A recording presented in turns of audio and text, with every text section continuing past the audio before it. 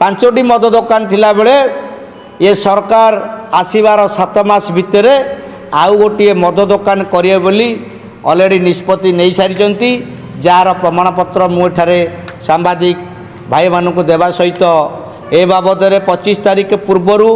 25 तारीख लास्ट समय थिला 25 तारीख पूर्वर आरक्षी अधिकारी जे अबकारी विभाग अच्छा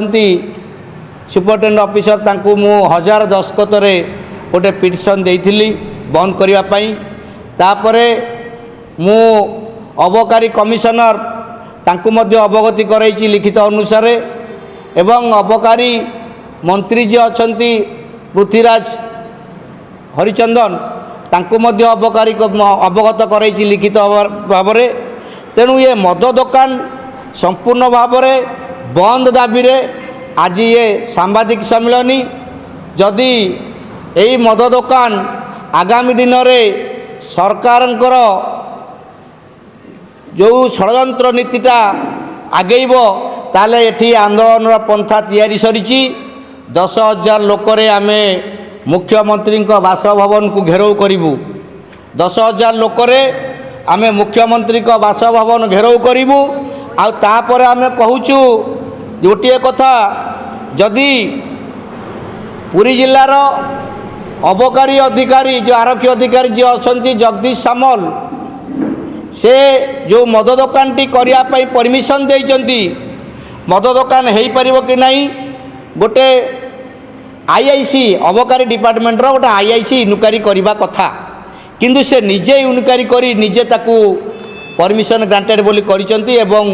जो आमर कलेक्टर मध्य दस्खत आनी बड़ चंचकतार सहित करिसंती केमिति ना पब्लिक नोटिस अर्थ पब्लिक नोटिसटा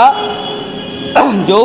पंचायत हो कि एनओसी रे सेटा होउची सेटा एनएसी ऑफिस आगे मराब तहसील ऑफिस आगे मराब बीडीओ कार्यालय आगे मराब से सब किसी नहीं निजे जगदीश सामल निज पकेट्रे से नोटिसटा को 20 दिन धरी लुचेई रखिकी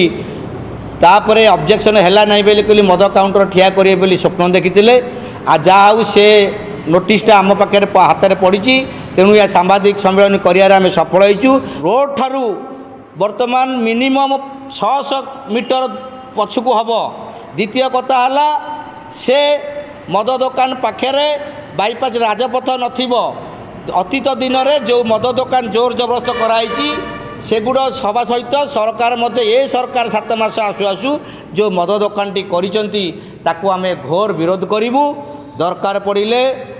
संगठनर अतीत फर्दा को आमे जो फर्द अच्छी मोरी द्वारा हंसपाड़ गोटे मद दुकान पोड़ी दि जाइथला विगत दिन में मंचेश्वर में मु 18टी दफार केस खाई से पूर्व जो आमर अच्छी बही लेउटिया हम पृष्ठा लेउटिया हम एवं दरकार पड़े से मद दुकान को आमे स्वतंत्र जालीदेबू आउ एसपी जदि भारतर आईन को उल्लंघन करती तांकू हाथ में नुहे ये गरीब लोकंकर चपल कथा कहब तेणु आज सांबादिक सम्मेलन मुख्य उद्देश्य रोचे।